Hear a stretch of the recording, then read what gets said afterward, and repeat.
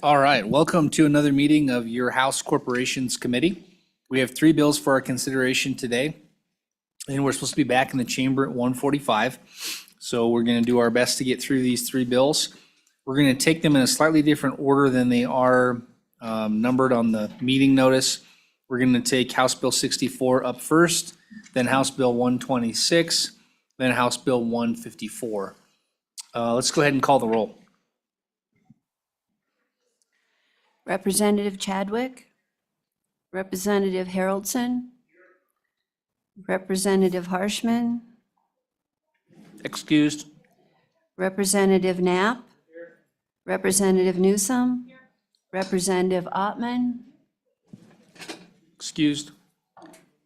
Representative Wiley, Representative Yin, Chairman Olson. Here. All right, first bill for our consideration is House Bill 64, Fire Prevention and Electrical Safety Amendments. We have with us Representative Larson. Please go ahead and introduce your bill and then walk us through it. Thank you, Mr. Chairman, members of the committee. I'd like to present House Bill 64 for fees in the electrical fire prevention, electrical safety division, and particularly in the Electrical Safety Administration.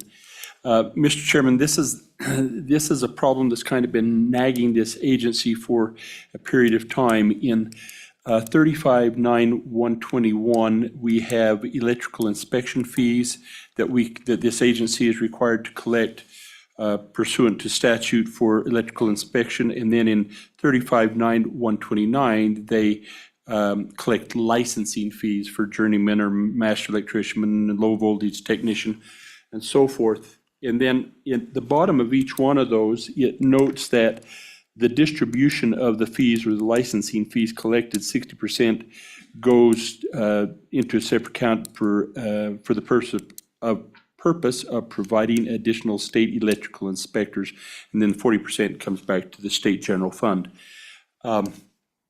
We have, over the last couple of bienniums, noted as this agency comes before the Appropriations Committee that the balance of their revenue to fund this for additional electricians has been going downhill and is estimated in the next biennium to be in the negative. And we have made a couple of attempts to remedy this. One was through increasing the fees and increasing the licensure. Both of that was rejected by the legislature. Didn't want to raise the inspection fees, didn't want to increase licensure fees. The impact of that, if we did nothing, impacts the ability for the agency then to do electrical inspections, because then we can't fund the additional electrical inspections as pursuant to statute. Now we could fund it general funds. So we've looked at this and thought perhaps in what we do this year in this bill is we just reallocate the percentages in both the inspection fees and in license fees, and we take 95% of that, and you'll see that in the bill. We take 95% in on page 2 in the inspection fees, and then on page 4 under the licensing fees, we take 95%, shift that to the agency to use for electrical inspectors, and the 5% going to the general fund. The other thing that we correct, Mr. Chairman and members of the committee, in this is there's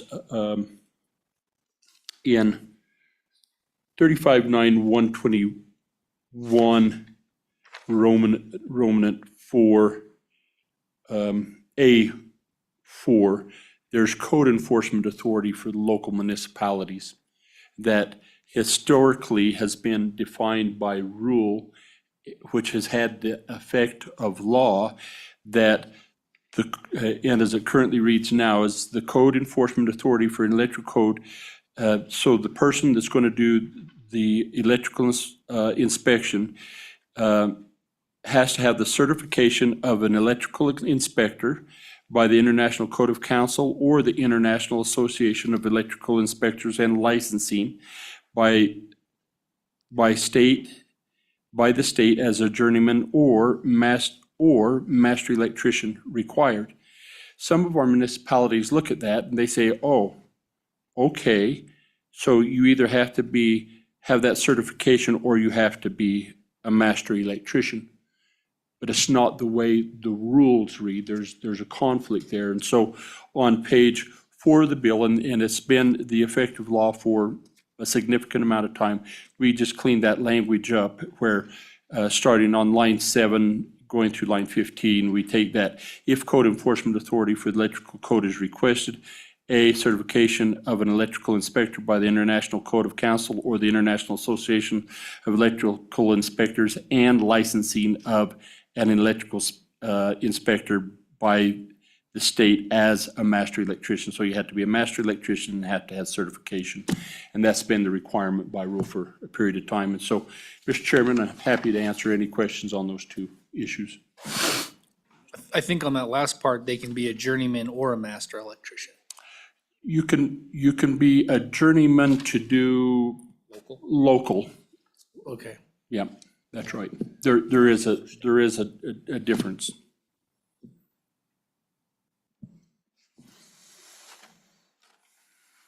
Okay, questions for Representative Larson? Representative Ottman? Thank you, Mr. Chairman, and I apologize for coming in here late. You might have already covered this, but in one of our, part of our county, it is a problem with the electrical inspectors. So with that journeyman position, do they then also need to get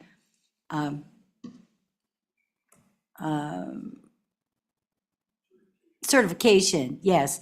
And then once, if a journeyman does do a job or whatever, do they still need then to go above to the state inspector, or is that a done deal? Mr. Chairman, Welcome. welcome. Byron Matthews, Director of Fire Prevention, Electrical Safety. To make the clarity on that, the requirement for the master is for state facilities. So state buildings, school buildings, all those require a master. So to your specifics, Representative, on the county, if they take that opportunity, they have their journeyman, it is licensed and certified, they can do those local buildings. So yes, they have that opportunity to do that at the local level. They don't have to refer that up to the state. Representative Larson? However, no, because particularly in the county that you live in, that I live, it's been a challenge to get those local inspectors. And so in absence of local inspectors, then the state inspector has to fill that slot. And we have a limited number of state inspectors, and that number could be yet greater, could be impacted even more so if we don't get the funding in place, because they wouldn't, that's how they fund those additional inspectors. And so if we don't make this adjustment, it's going to be more difficult to get state inspectors around to do those inspections. Representative Ottman? Thank you, Mr. Chairman. So what is it, a journeyman then, do they have to live in their county or in their municipality or what? Mr. Chairman. Representative Larson? Thank you, Representative Altman. There's really quite a bit of flexibility in that. For example, in our county, you could have a local inspector that services all the municipalities in the county if there's an agreement with the municipalities using that same inspector, and he was a journeyman and was certified. Representative Ottman? Thank you, I almost said, by the state, certified by the state. So there's like a state certification or a universal certification, nationwide certification. Mr. Chairman. Representative Larson? So there's two options on certification: the International Code Council or the International Association of Electrical Inspectors. So you would do that in electrical inspection, and as I as I scratched my head on this too, I says, how does that work?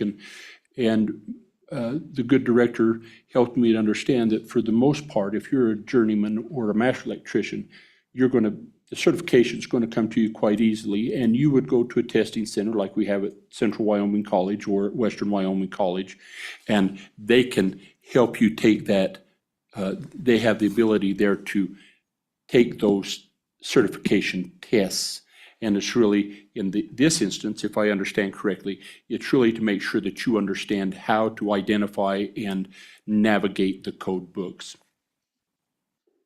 Representative Ottman? Thank you, Mr. Chairman. Just a thought. We have the Job Corps up there, and those people, they have an electrician training. Can they step out of that and go right to the certification, or do you know? Thank you.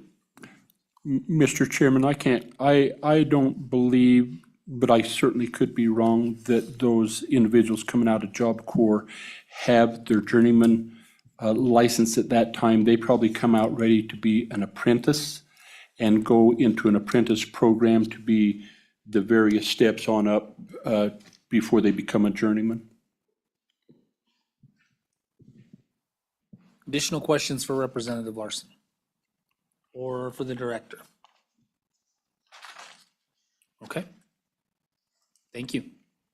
Director, did you have anything that you wanted to add? You kind of giving your opportunity to speak on the bill. Mr. Chairman, the good representative did a great job of explaining and answering the question. So I think we're in good shape unless there's anything you all have for us. You have no problem with having more money in your account? Mr. Chairman, it is a necessity that we put some more money in that account so we ensure that the employees we have out in the field doing this work are still here, and we're able to provide that level of assurance and protection to the citizens of the great state. So it is imperative we do that. Okay. And Representative Larson, after we move $780,000, we are not going to go bankrupt. We can balance our budget. It's near the precipice, but not quite. We're hesitantly okay. Okay. Good. Good to know. All right. Thank you both. Do we have public testimony in the room? Yep. Come on up, sir.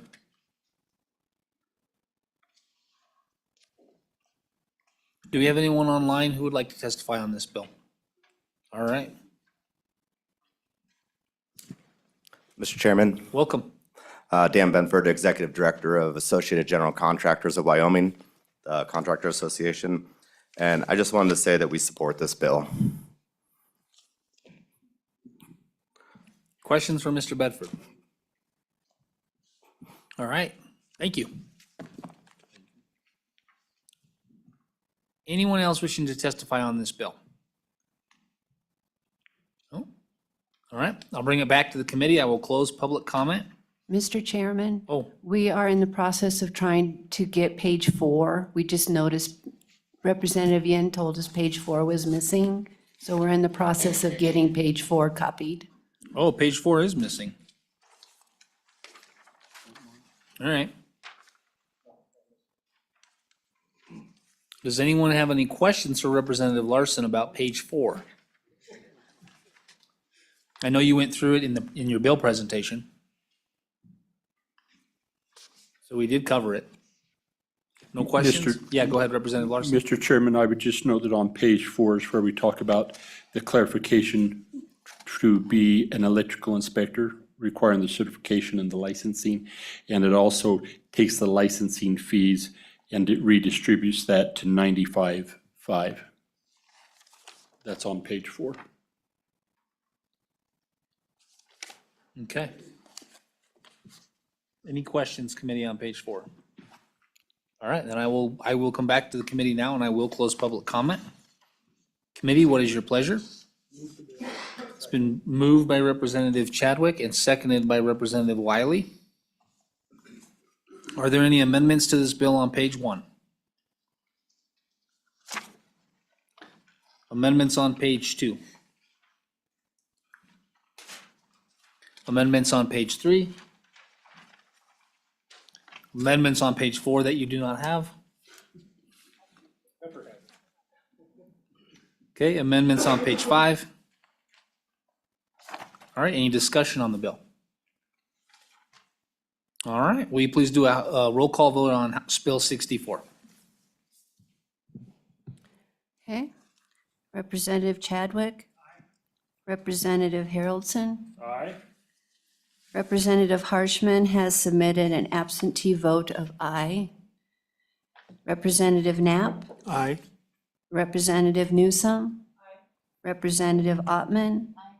Representative Wiley? Aye. Representative Yin? Chairman Olson? Aye. That's 9 ayes. All right. I suppose Representative Larson will floor manage this bill. Thank you for the change in schedule, Mr. Yep, Chairman. you bet. We know as an appropriator, today is a busy day for you. All right, the next bill for our consideration is House Bill 126. Child care is a residential use of property. Representative Yin. Make your way down to the hot seat.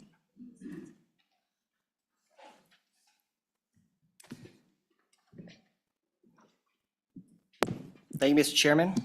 Committee members, this is a one-pager, which I really enjoy for a budget session because we have a lot of work to do. But basically what it came down to is, I think childcare is a expense that is getting harder and harder to even find a childcare provider, let alone one that is affordable. And so I was trying to come up with ways that we could work to increase the supply of childcare in the state.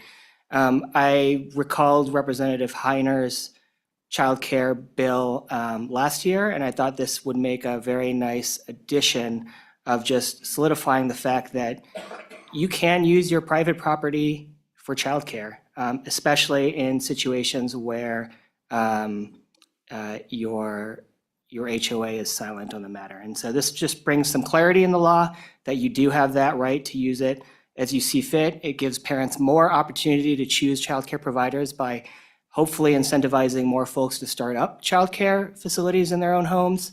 And so I do ask you to grant this bill favorable consideration, and I look forward to any questions. Very quickly, though, I'll just run through the one-page bill.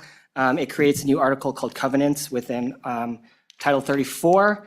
The idea of the text of the language on page 2 is that it declares that childcare in a family daycare home is residential use of property. So for example, your HOA might have a restriction against business use on your residential property. This makes it clear that the childcare is not a business use of that property within just that arena of the covenants and HOA sphere. So it still requires a license for the 10 and the 15 childcare home and childcare center. We still have, it doesn't require a license for Representative Heiner's bill, which allowed a specific circumstance to not have a license. But if your town or county also requires a license, that'll still happen. Again, this is really just focused on ensuring that you can use the property as childcare within that HOA context. So with that, I will answer any questions. Representative Yin, it clarifies in the example you gave where there might be a covenant preventing a business. I want to make sure two things are possible. One is that in that scenario, the homeowners could still come back and they could, if they're a homeowners association or they just have covenants, they could come back and they could pass a new covenant, or they could vote as homeowners to prohibit daycare in their neighborhood. Sure, it would just have to be explicit. It wouldn't fall under a business use ban. Right. They would have to be explicit in saying that they would not allow childcare within those properties. Okay, yeah, I just want to be really clear that nothing in this bill prohibits an association of homeowners or homeowners in general from prohibiting it in their neighborhood if they so desire. And there's not, it's just simple majority, right? Is that all it is? I believe that's the case, but every HOA. Whatever homeowner yeah, association might have different rules on. rules are gonna say, that's right. Okay. All right. Any other questions for Representative Ian? Representative Newsom. On the number of children allowed, does that include the children of the caregiver? So say somebody has 3 children that live in their house, could they have 18 children that they're taking care of? Or would that include children living in their home be included in the 15 children? Representative Yin. So, Mr. Chairman, this 15 number in this bill coincides with the 15 number that Department of Family Services has in rule for their license for the maximum size of a family child care center. I believe that does include the children of the home, and my intent is for this to also have it include the children of the home. I don't want people to start saying that this bends the rules to allow them to have more than 15 people, because if you wouldn't be able to have that in license, you're not going to be able to have that in the statute anyways, because you wouldn't be a licensable facility. Representative Ottman. Thank you, Mr. Chairman. Representative, this is a bill that I really would support, but I have some questions. I've been getting some input from people that are not thrilled with it. So mostly, I guess, what I'm concerned with is the homeowners association. So what we're saying in this bill, or if this becomes a bill, is that this is not a business. This is just someone's use of their home.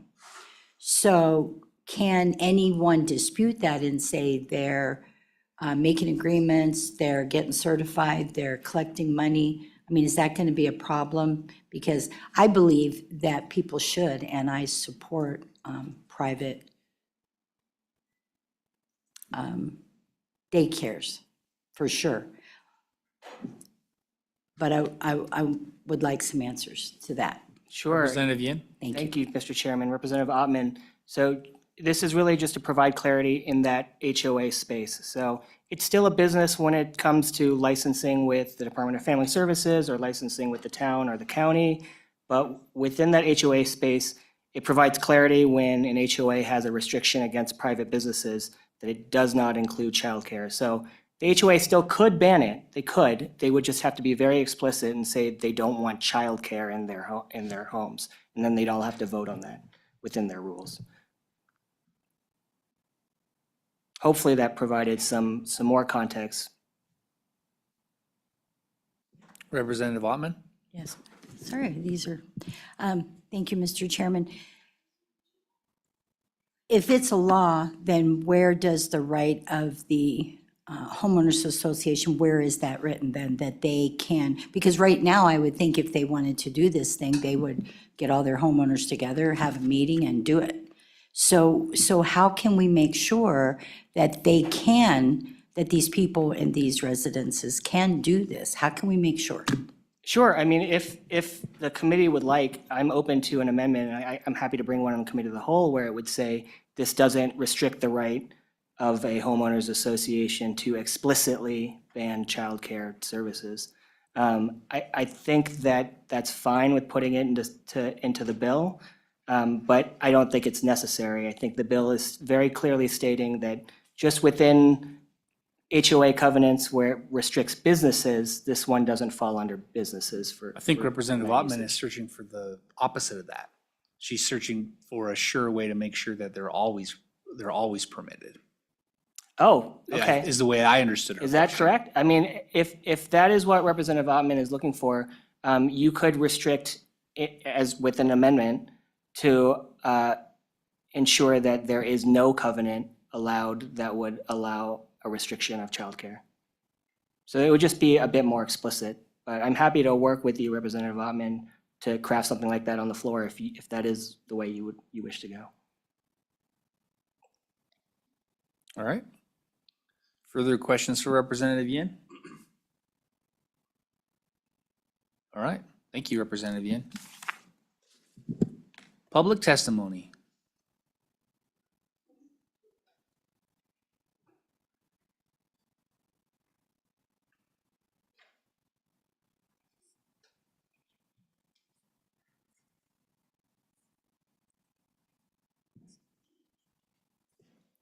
Good afternoon, Mr. Chairman. My name is Roxanne O'Connor. I'm the Support Services Senior Administrator for Department of Family Services.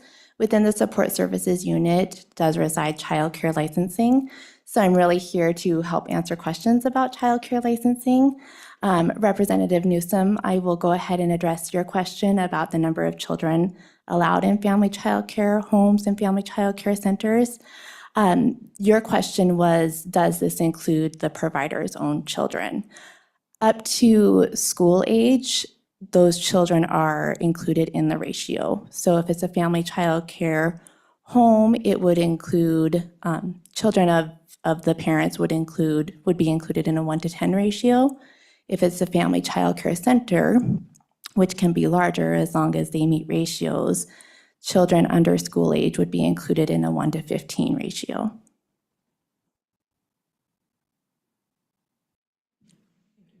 Thank you for that clarification. And I stand for any other questions, Chairman. Okay, questions for Ms. O'Connor? Representative Haroldson. Thank you, Mr. Chairman. So in our packet here, there is a conversation of an amendment that would slide 15 down to 10. Could you talk about those two kind of fields of thought of that 10 number, that 15 number, and kind of where this would fit in your opinion on that? Ms. O'Connor. Mr. Chairman, Representative Harrelson, sure. Within our licensing rules and designations, we have two different types of home providers. We have family child care homes, which is the smallest providers, and they can provide mixed age ratios in a 1-to-10 ratio. So one staff person, one provider to 10 children. That's your smallest licensed program. And then if there is an additional staff person, that number can go up to 15 in a family child care center. Again, as long as they are within ratios. They also have within their communities, they may have zoning requirements that they need to meet, or there could be fire inspections and fire regulations that would restrict that number even more. But just within our DFS licensing rules, those are the two designations that we have and the number of children that are allowed in each. Representative Haroldson. Thank you, Mr. Chairman. So as this is currently written, it would encompass both of those pools, and then that decision would fall into your guys' purview as far as if they meet the criteria for egress and fire protection, all those things. So that would be more of a decision in your guys' court instead of, this is just saying it opens up the HOA option to both pools, the 10 and the 15, correct? Ms. O'Connor. Mr. Chairman, Representative Haroldson, close. So we will license the designation based on the number of children. Within our rules, we will defer to either local ordinances or we will defer to fire inspection and their rules as to whether or not they meet their specific requirements. Additional questions for Ms. O'Connor? All right, thank you. Do we have any other agencies that wish to testify? If not, we'll move into general public comment. And just come on up and fill the seats so we can keep rolling.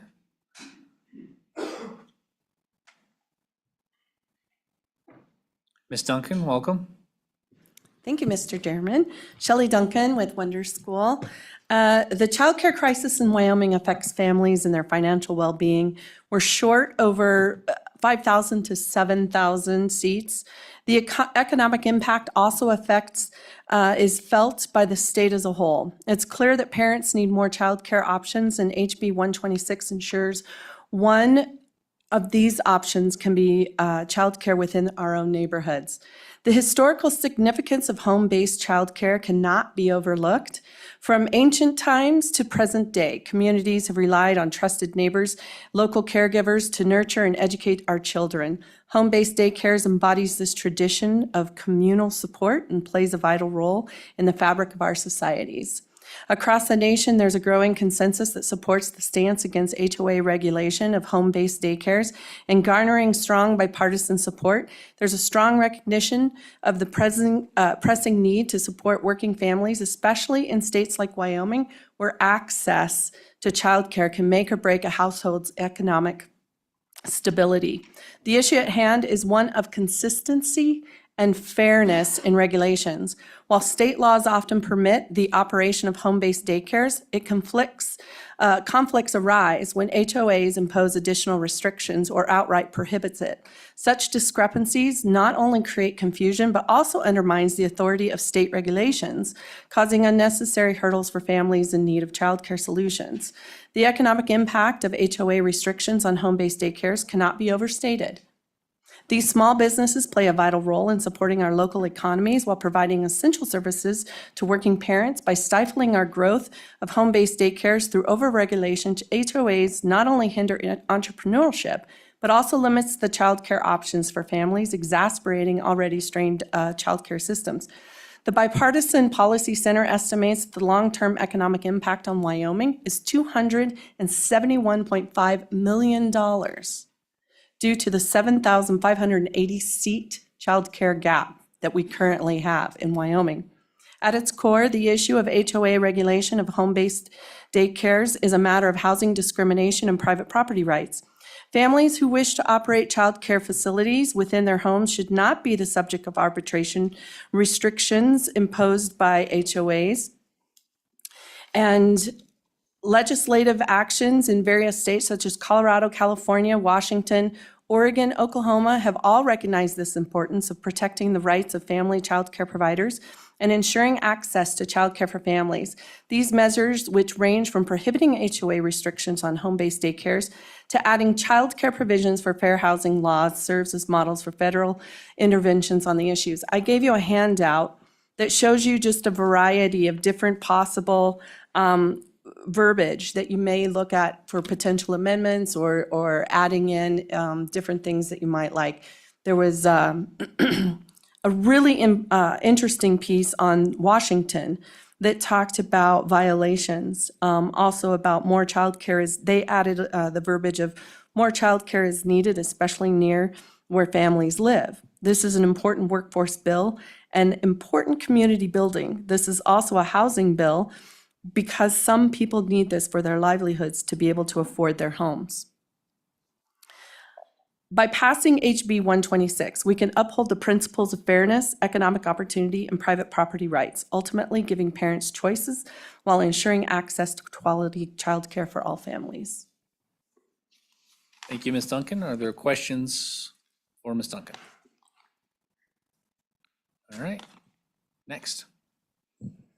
Hi there. Thank you, Chairman. My name is Micah Richardson.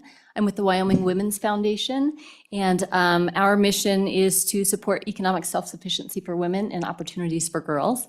And so this bill really falls under that economic self-sufficiency piece. We know that women who need to work, moms who need to work, need the care to be able to do that.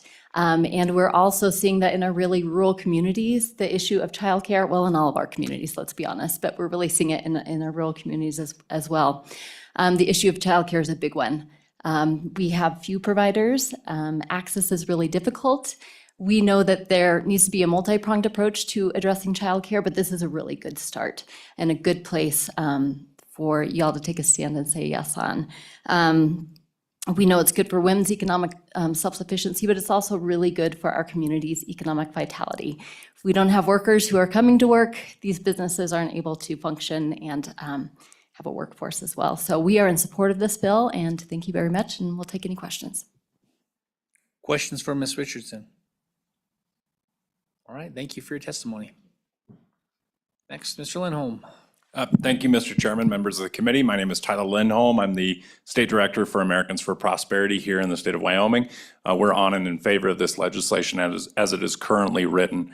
I did want to put a star on this, that this is a huge property rights issue. And it wasn't an issue that I was even aware of. Now, granted, Sundance, Wyoming is not big on HOAs, thankfully, Mr. Chairman. So this was news to me that this is even a possibility that HOAs or covenants could shut down someone's possibility for a private business. In fact, I've heard that there's a possibility of even having an amendment to require a 60-day notice to even do something like this. And Mr. Chairman, members of the committee, I would absolutely lean back on the fact that this is about private property rights. This is about economic success. This is about an individual's rights. So I don't think that requires a 60-day notice to practice your own private property rights or economic success. So, Mr. Chairman, members of the committee, I really would appreciate an aye vote on this bill. Thank you. Questions for Mr. Lindholm? Mr. Lindholm, I don't think that I'm open to the notice requirement. I think that you have private property rights on one end. On the other end, what you have is, whether it's a homeowners association or covenants, a person, when they move into that zone, they automatically agree to be a part of the association, which is also a constitutional right, the right to associate. Or they agree to the covenants that they move into. So because they're doing that and agreeing to the covenants and the rules of the HOA, it's possible the rules of the HOA would actually have a notice requirement itself, if it didn't flat out ban businesses in their community. So talk to me a little bit more about why the notice requirement is an issue for your group. Thank you, Mr. Chairman, and it's a solid question. But I think when you compare it to any other type of activity that a home might do, if it's not specifically cited in the HOA covenants, or it is specifically cited in the HOA covenants, is it right or wrong at that point to require notice? For instance, I doubt many HOA covenants cover a rock band being held in your backyard, but maybe they do. Maybe they do. Representative Newsom just nodded her head. Like I said, I'm ignorant to HOA requirements. I couldn't imagine moving into one myself. But just the same, Mr. Chairman, if they're silent on that, should we require a 60-day notice for you to be able to practice something in your own private property? And that's where I think it gets just a little over the line. It's that incremental step that I think is inappropriate. I don't think the state of Wyoming or our HOAs that originally started out here envisioned themselves banning home daycares. I don't think that was ever a step that was originally envisioned. Although things do evolve over time, it's still incrementalism against individuals' rights. Appreciate the follow-up.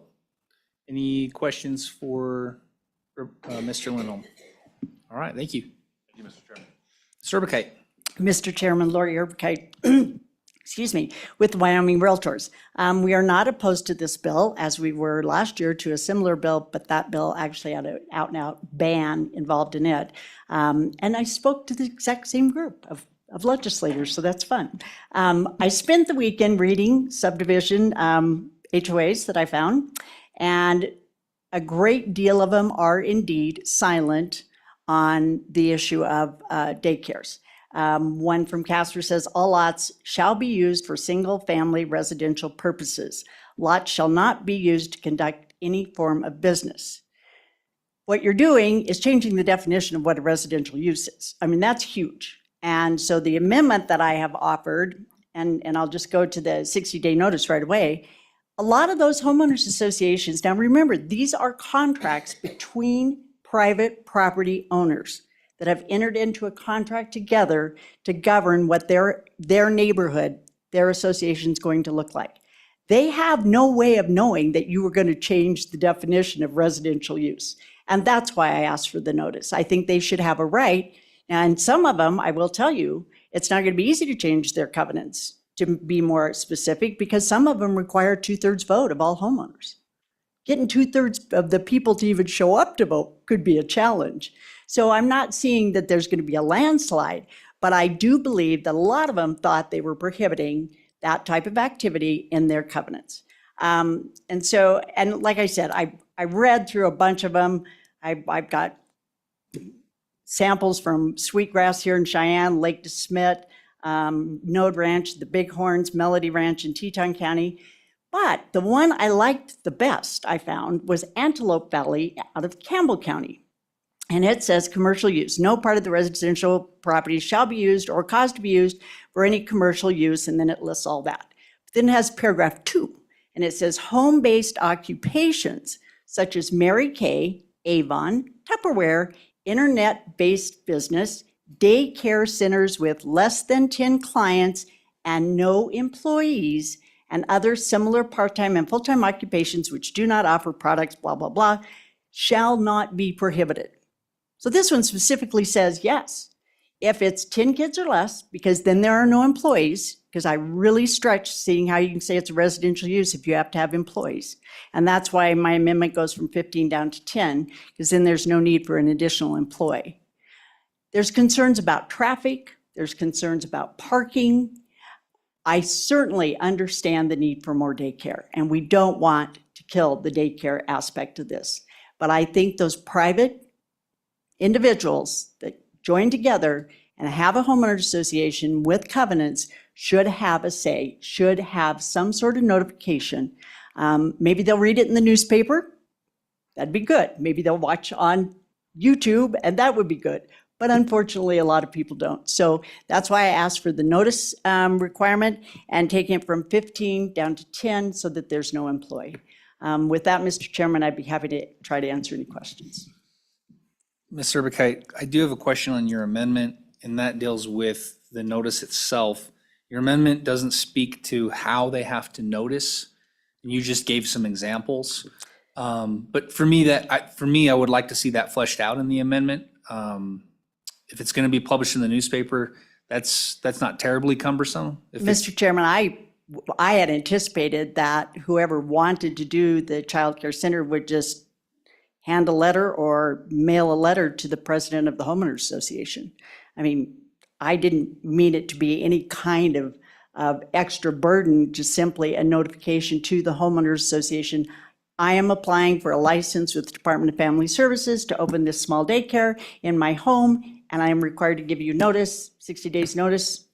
That was all I was thinking, just a letter. To the homeowners Right. association, not a letter to each. No, absolutely not. That's Just what to I- the president of the homeowners association or the homeowners association address if they have one. That's what I think has to be more clear. Right.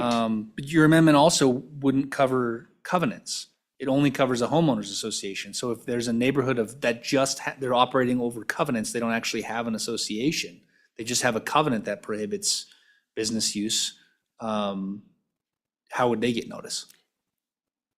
Mr. Chairman, I'm not familiar with covenants being enforced without a homeowners association. Somebody has to enforce them. Somebody had to develop them. Somebody has to file with the Secretary of State's office as a nonprofit.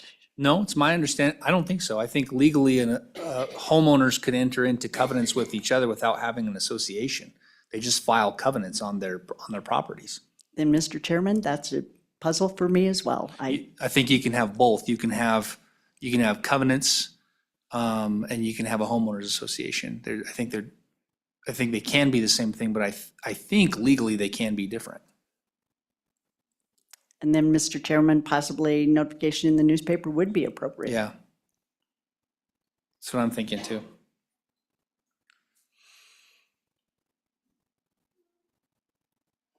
Okay. Additional questions from Ms. Urbakite? Representative Haroldson. Thank you, Mr. Chairman. Ms. Urbakite, one thing, just I guess a question or maybe a conversation point on the 10 or 15, you said an employee. I do happen to have an individual in our community that she runs a daycare center and her 17-year-old daughter helps her at times, which gives them the ability to do stuff. Talk about, I mean, I know it's an employee, but it's an in-house, it's part of the family. They're going to be going to the 15 as soon as she graduates high school because they're gonna help each other do childcare. So talk about that. It's obviously, it's another aspect, and it goes back to it's private property, so let's talk about that. Yes, Mr. Chairman, Representative. We like the 10 number because it didn't require an employee. And I certainly can understand that if there's an older child in the house that they can help and they can go then to the 15. We also went to the 10 because it might not upset as many homeowners association and you might not get the pushback that you would with having to pick up and drop off 15 kids in front of your neighbor's house every day. So we thought it was a nice compromise and that maybe it wouldn't cause the pushback that maybe 15 with an employee would. Representative Ottman? Thank you, Mr. Chairman. I just want to go back to what Representative Yin was talking about as well, and how to make this work. And so what I'm wondering is that, because if you have a daycare, you've got to have somebody there helping you. What about if you have to go to the bathroom? What, I mean, you know, you're not, somebody needs to be there to help. 10 children's a lot. So whether it's a part-time helper or whatever, but I guess what I'm going to is that, because in the young lady that was here a little while ago, yes, we have an issue in our county where, because of the different workforce needs, like when COVID, I guess I can say that, when the virus was going on, the employees did not particularly need that facility as much. And so now it's back and they don't have any place because it's difficult to get it going. So what I'm wondering is, could we, rather than redefine everything, could we come to a consensus is that if someone, as of today, wants to open one, then they need to go before the homeowners association or covenants or whatever first, and present that and get the consensus. If they're already a person that lives there, to do the same thing. But if it's not specific in the covenants or the agreement, then they should have that opportunity to do that. The association couldn't just say, okay, well, as of today, you cannot.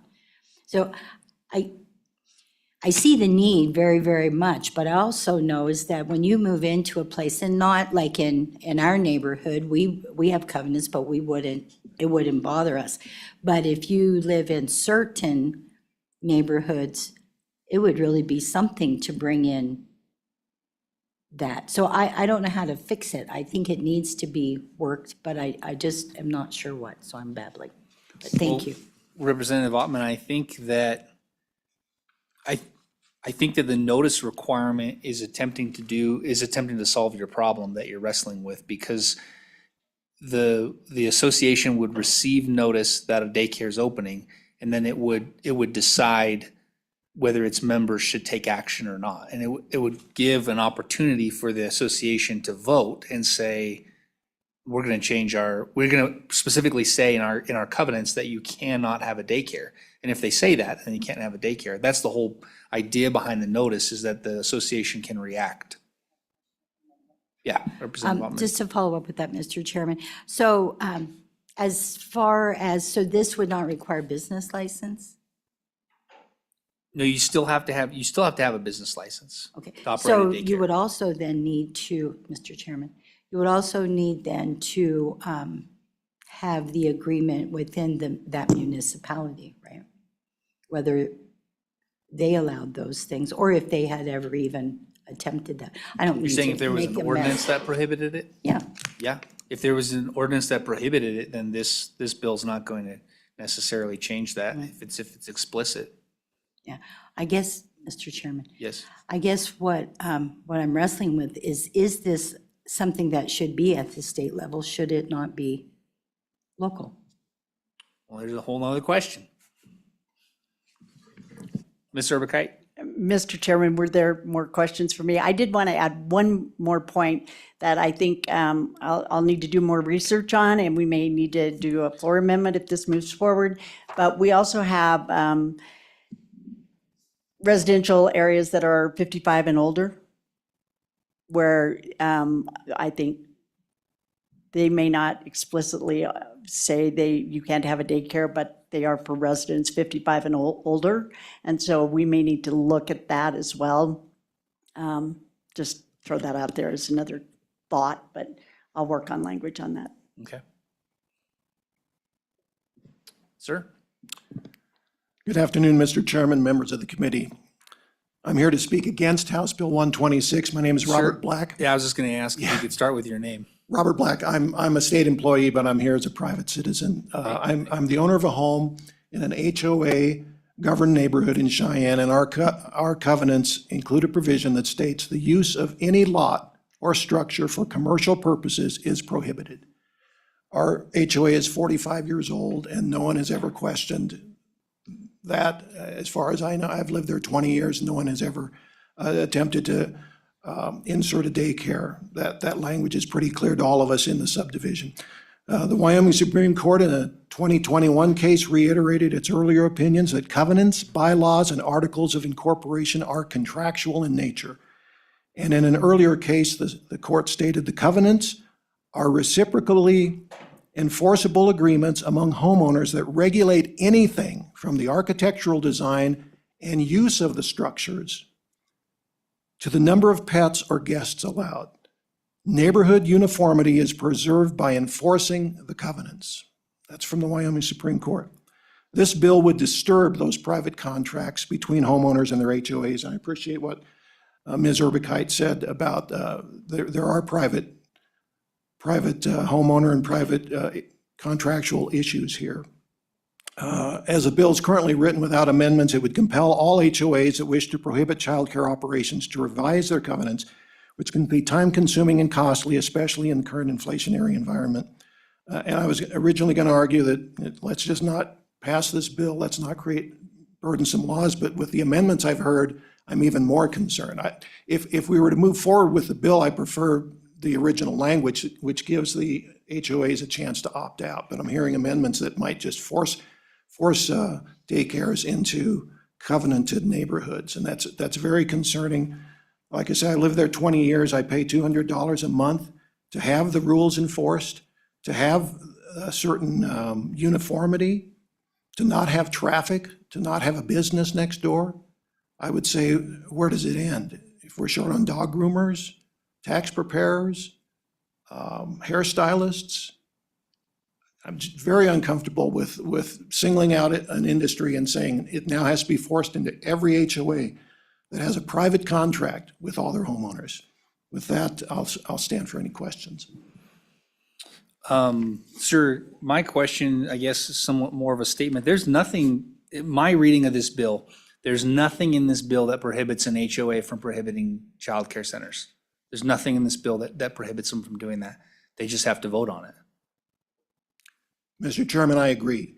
And I was originally going to say that creates an onerous burden and a costly burden on HOAs. Just speaking as a resident, I can live with the bill as it's written. I don't like the idea that, because we've spent nearly a year, we've incurred not insignificant attorney fees to revise and update our covenants. They're 23 years old. And we're just about at the end of that process. We'd have to go back and maybe have the attorney look at them again to make sure we comply with this bill if it moves forward, or just even if it doesn't, to make sure that we're clear on we may decide we do not want daycares. So there's a little bit of a cost burden, a little bit of a, like I say, there's some, it places the burden on the HOA, our HOA to change the laws. But I would argue the burden should be on the daycare operators. There are neighborhoods, there are non-HOA, non-covenants where daycares are permitted. And I would say, I'm kind of in sympathy with Representative Ottman's comments about let's have the daycare owners come before the HOA board, come before the homeowners and make their case. And then if they're turned down, then they can pursue or look at other options. And I like the idea of keeping it local. That's a local government. The HOA governs itself. The state, I don't believe, should be forcing daycares into homeowners associations that fairly explicitly forbid it, any commercial operations. Any questions for Mr. Black? All right, thank you, Mr. Black, for your testimony. Thank you, Mr. Chairman. Thank you, committee. Welcome. Thank you. Thank you, Mr. Chairman, members of the committee. My name is Brett Kaler. I represent the Wyoming Economic Development Association, which represents over 200 organizations and communities across the state of Wyoming that engage in economic development activities. And I aim to be brief, but I want to let you know that WEDA and its members are in full support of this bill as it stands. We know that access to childcare is an important component and critical driver of economic growth. And there are many instances where families will seek relocation either due to affordability or childcare access in general. And we view this as a great opportunity to enhance that access to childcare as a way to beat this significant constraint in recruiting and retaining workforce.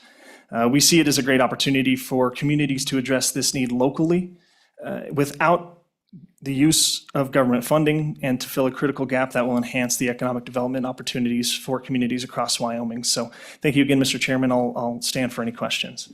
Questions for Mr. Kaler? All right, thank you for your testimony. Thanks. Welcome. Good afternoon, Mr. Chairman, members of the committee. My name is Ken Hauk. I'm representing myself today. I wasn't expecting to do this, but I no longer testify as a official of any organization. I thought it'd be a good idea to point out that only one person here so far has testified that lives in an HOA. And in the last 25 years in 3 different states, I've lived in an HOA and in Cheyenne. I live in a covenant neighborhood. And covenant neighborhoods basically have HOA type rules, but there's no body that meets until the developer develops the entire neighborhood.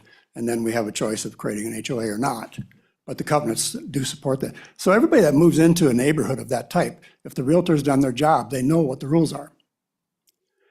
Not too many people are going to open up a daycare in most of those neighborhoods. If I had to guess, and I would say Wyoming might have 5% of their homes in an HOA, and another 5% maybe in a covenant neighborhood, at the very most. It's probably not going to fix the problem, because most people that live in those neighborhoods are not going to open up a daycare. Probably not going to happen. If you do go forward with some type of bill, giving notice to the HOAs is pretty easy because they're pretty recognizable, but giving a notice to a covenant neighborhood is a little more difficult because it may be managed by the developer, it may be managed by his attorney, may be managed by his accountant. You don't know who those people are. And if you posted that notice in the newspaper, I'm pretty sure we're not going to read it. So if you do go forward with it, you're going to have to find out a very efficient method of doing that, and it may be through the Realtors Association, because their realtors should know where the coveted neighborhoods are and where, in fact, the HOAs are. And with that, I'll stand for any questions. Questions, committee? Representative Newsom, go ahead. So thank you, Mr. Chairman. If there is a violation of a covenant in a covenant community that's not an HOA, how is that enforced? If I don't fix my fence, or if I don't mow my lawn, or if there's some covenant, then what happens? Somebody has to do a formal complaint, or? No, a homeowner brings a lawsuit for a violation of the covenants. Okay, So it's a civil lawsuit against your neighbors. okay. And there could be damages, would be how it's enforced. Okay. Or vice versa, yeah. Mr. Chairman? Go ahead. I could add to that. I don't know that anybody in our neighborhood is going to sue anybody else, but again, the reality is somebody is actually managing the business affairs of that development. And that's somebody in that team is responsible for that. And if I had a complaint with one of my neighbors, and it's not going to happen in the newer neighborhoods because you don't have those problems as often, but if I had that complaint, I would go directly to the person who I know is in charge of maintaining the covenants. And it could be the developer or somebody on his team. Any other questions? All right, thank you for your testimony. Any additional testimony? Testimony online? You want another bite at the apple? Okay.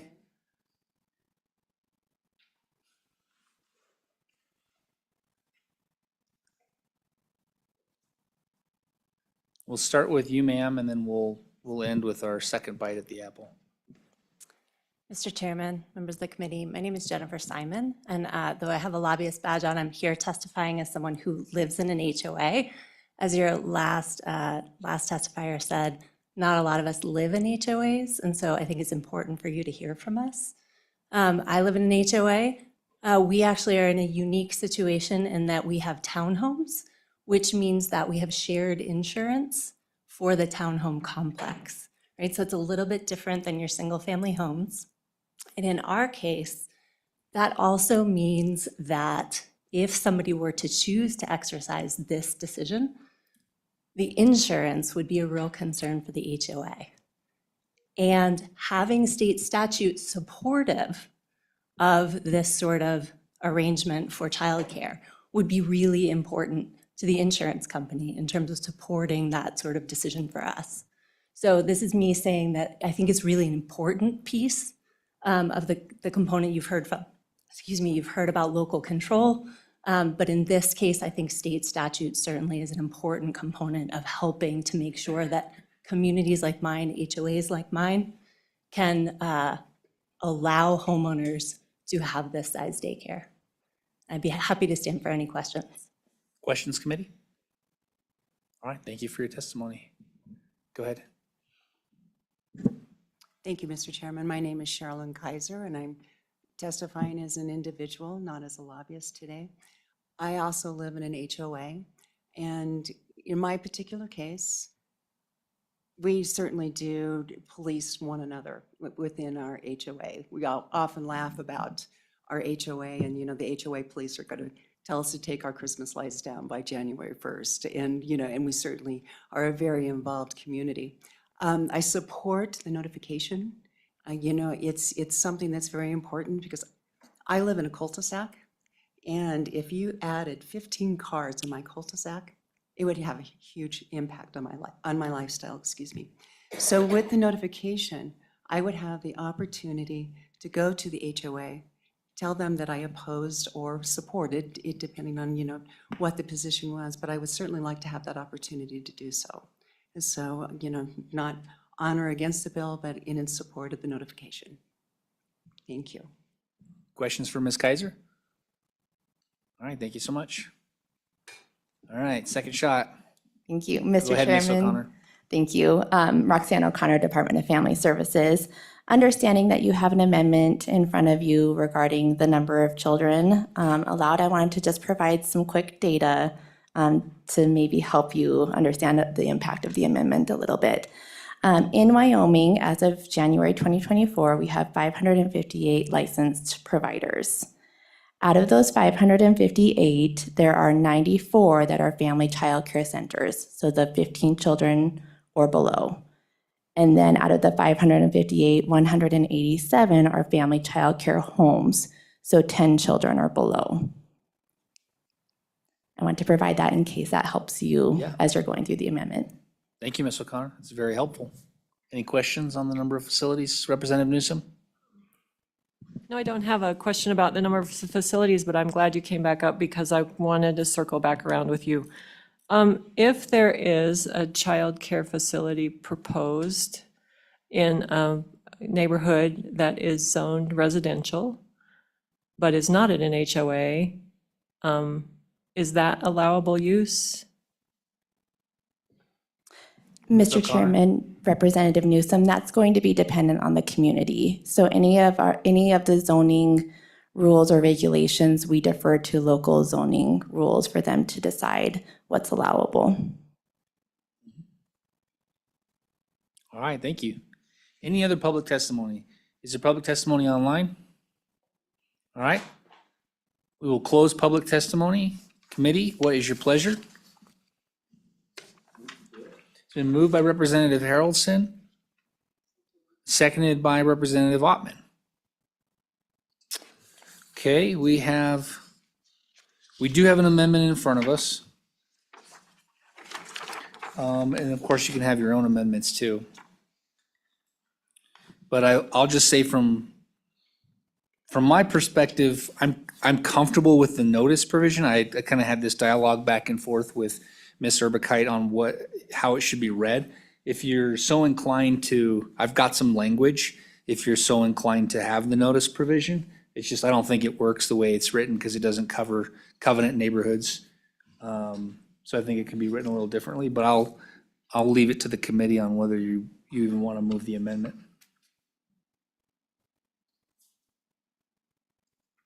Representative Newsom? I would move the amendment. Okay. Moved by Representative Newsom. Seconded by Representative Chadwick. Okay, let's take the amendment in there's two pieces to it. Let's talk about the first part of the amendment. The moving the language of 15 children to 10 children. Representative Yin?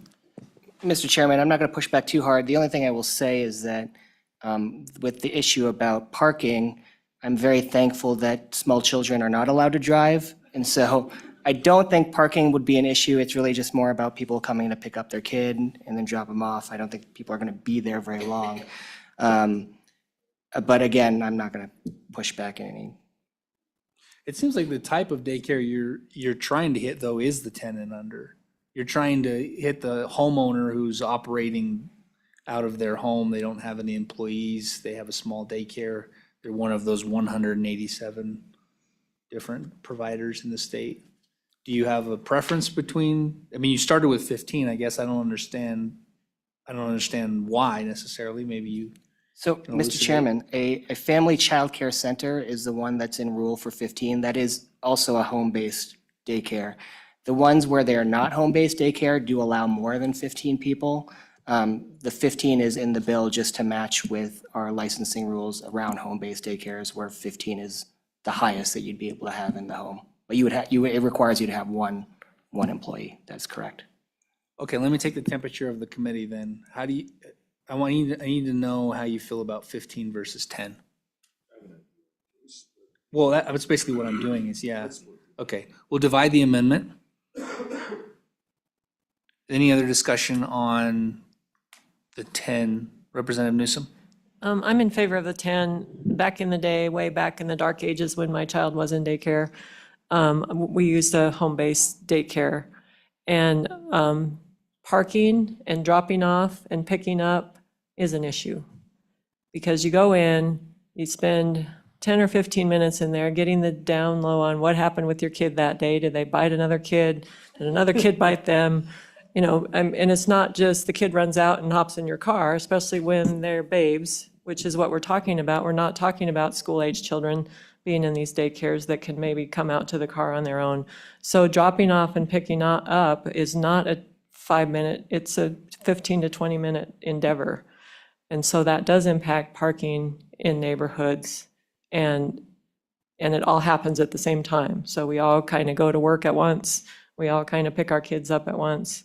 And that is an issue. So I think the 10 is a better number for what we're talking about. All right. Ready to vote? All those in favor of the Amendment 1 signify by saying aye. Aye. Those opposed?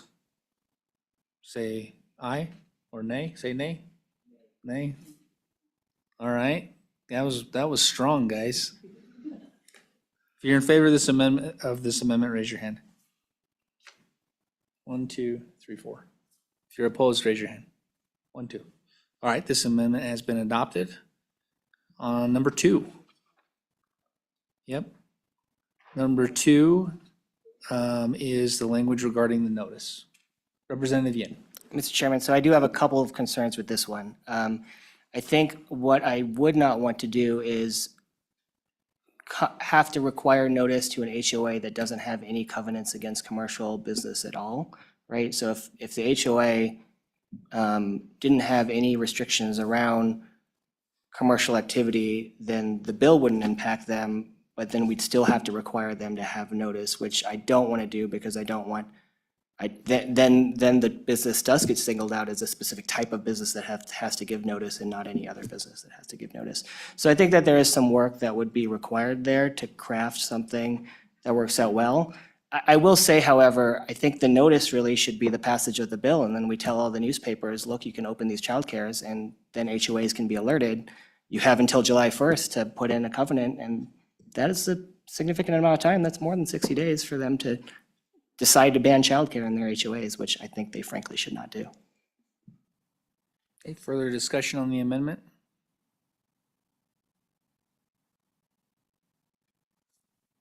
You ready to vote on the amendment? All those in favor signify by saying aye. Aye. All those opposed? No. All right, that amendment does fail. Back on the bill, any other amendments to this bill? All right. Will you please do a roll call vote on House Bill 126?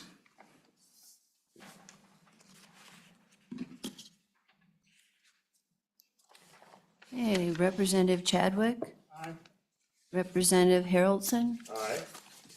Representative Harshman has submitted an absentee vote of aye. Representative Knapp? Aye. Representative Newsom? Aye. Representative Ottman? Aye. Representative Wiley? Representative Wiley has submitted an absentee vote of aye. Representative Yin? Aye. Chairman Olson? Aye. That's 9 ayes. Okay. Our last bill, House Bill 154, Consumer Rental Purchase Agreement Acts. All right, we're looking for the same version you presented us on introductory vote, where you had 2 minutes and we voted for it and we moved on.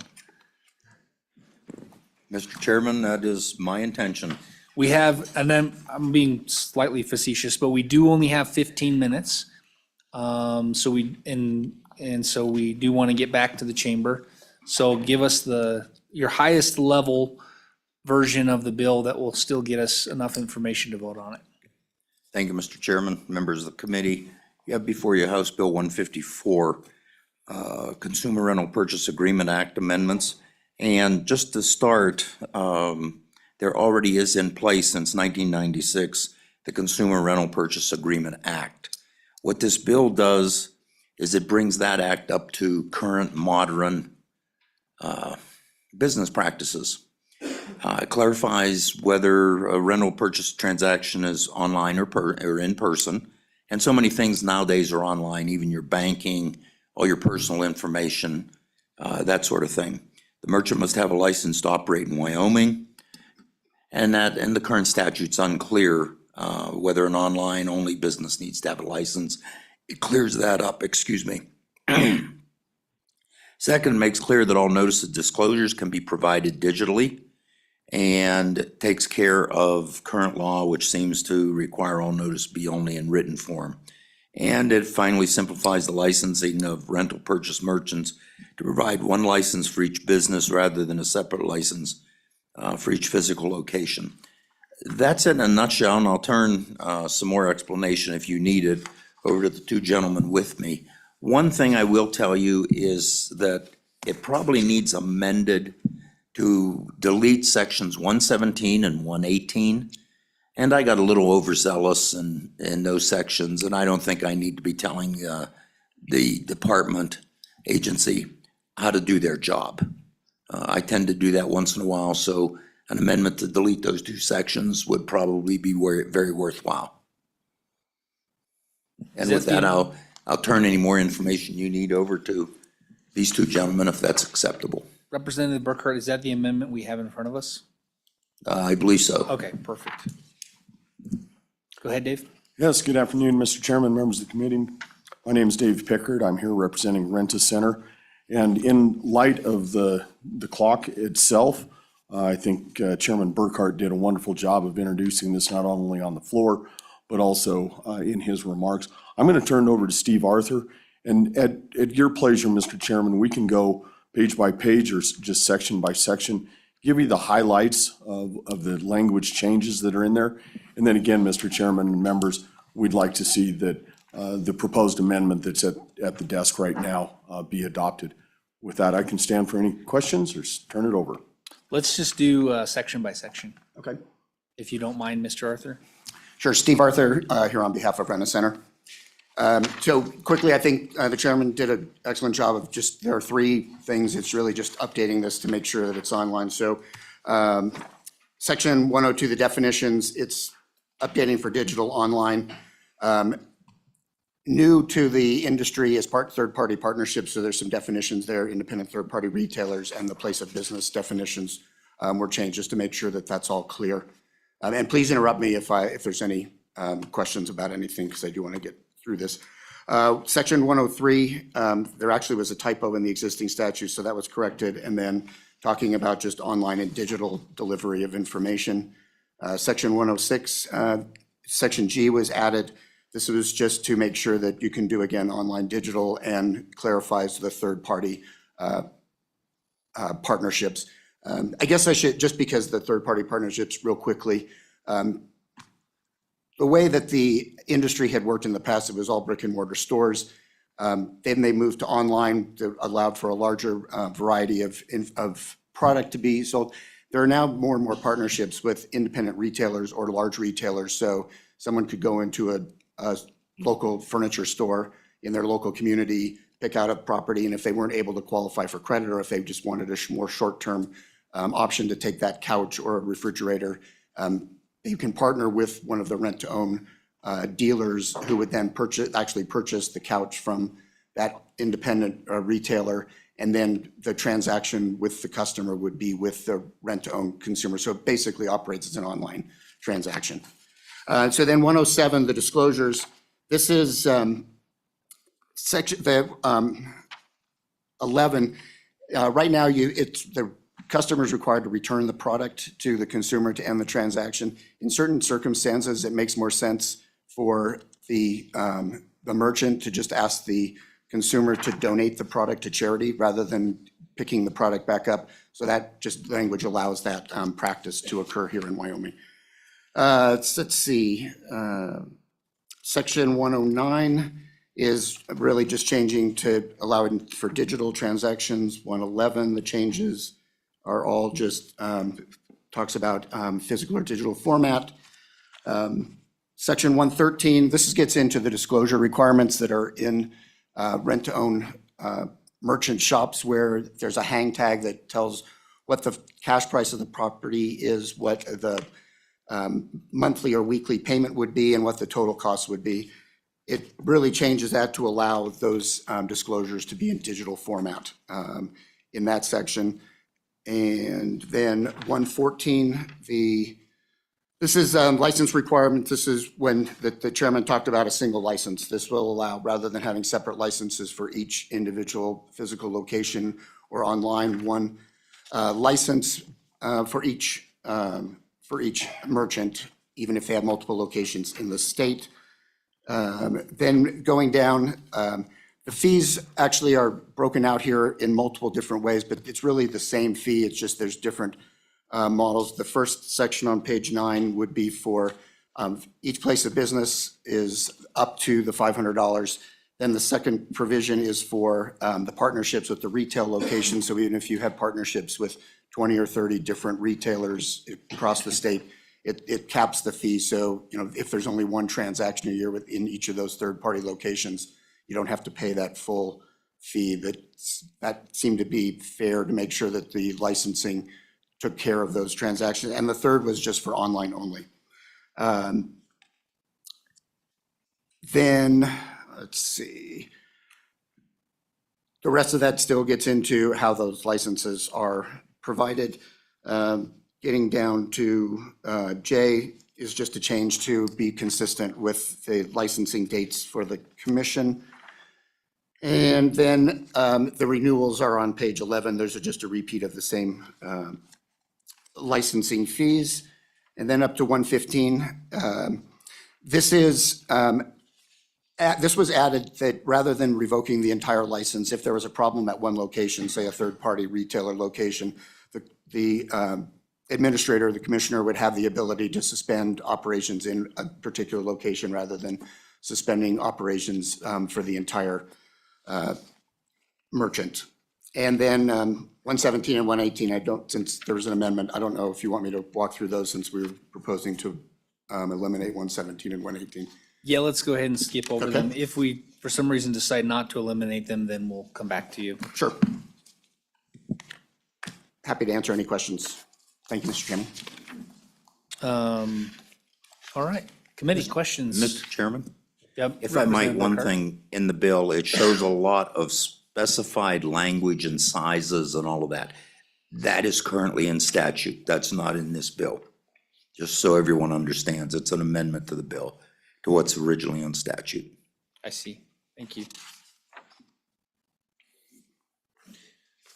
Questions for Mr. Arthur? All right, thank you.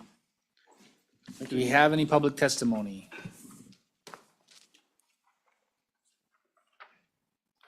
Our Division of Banking?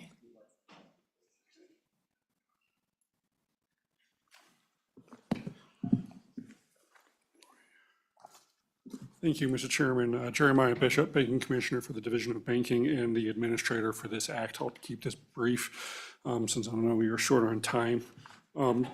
Yeah, we've worked with this group over the interim to put this together. So overall, we've seen this, we're comfortable with it. The one thing it does is change the license structure, like we said, from each location to a single statewide license. And then for our purposes, it changes the expiration date from July 1st to December 31st.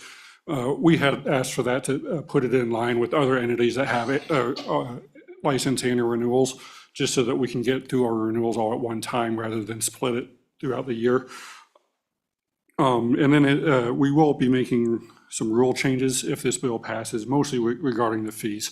Obviously, this changes the license structure quite a bit, so we'll have to change those fee structures a little bit in rule, but I don't think anything too major. And then one thing I did want to note was with the, I understand there's an amendment to remove the language in 117 and 118. So that, the way it currently stands is our examiners can go in and conduct an examination of an entity if we receive a complaint. That's the current language. 117, 118 was to change that. However, so that was the bill that I made the fiscal note on, was with the understanding that that was going to change our duties significantly. So if that amendment does pass and it removes 117, 118 language, then I would say that fiscal note is no longer appropriate, and we would not have any fiscal note on this bill because we would effectively not really be changing what we're already doing. And with that, I'd just like to stand for any questions. Questions for the Division of Banking? All right, thank you. Any additional public testimony? Is there any public testimony online? All right, I will close public testimony. Committee, what is your pleasure? Moved by Representative Yin. Seconded by Representative Newsom. Any amendments to this bill? Representative Yin? Mr. Chairman, I'll move the proposed amendment that we got on a sheet from Mr. Pickard. Okay, let's look at that and just make sure it works. So we go to page 12, and it, starting at line 14, delete all of that page through page 15, delete all language in red, and maintain all stricken language in blue. Unless you have the black and white copy. Unless you have the black and white copy that we have.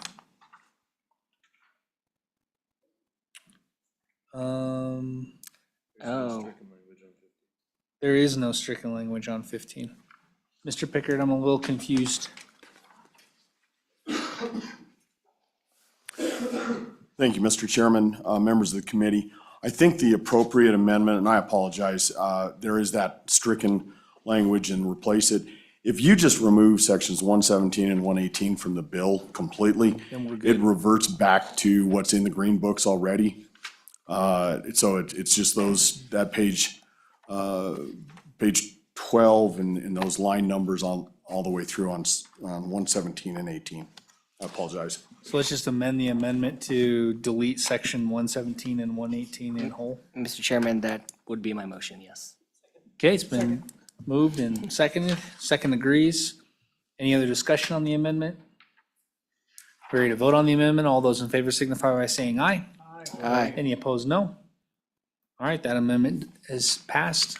Do you have in the notes, does that make sense what we just did? Yes, you eliminated those whole sections. Yep.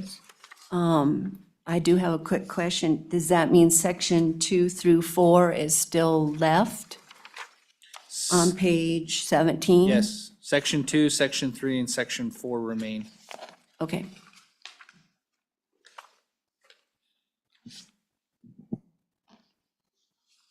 Yep. We just saved $85,000. Good job, committee. Any other amendments to this bill? All right. Will you please do a roll call vote on House Bill 154? Okay, Representative Chadwick? Representative Haroldson? Representative Harshman has submitted an absentee vote of aye. Representative Knapp? Aye. Representative Newsom? Aye. Representative Ottman? Representative Wiley? Representative Wiley has submitted an absentee vote of aye. Representative Yin? Chairman Olson? Aye. That's 8 ayes, 1 no. All right, there you go, Representative Burkhart. Mr. Chairman, it's all yours. And with that, we will adjourn.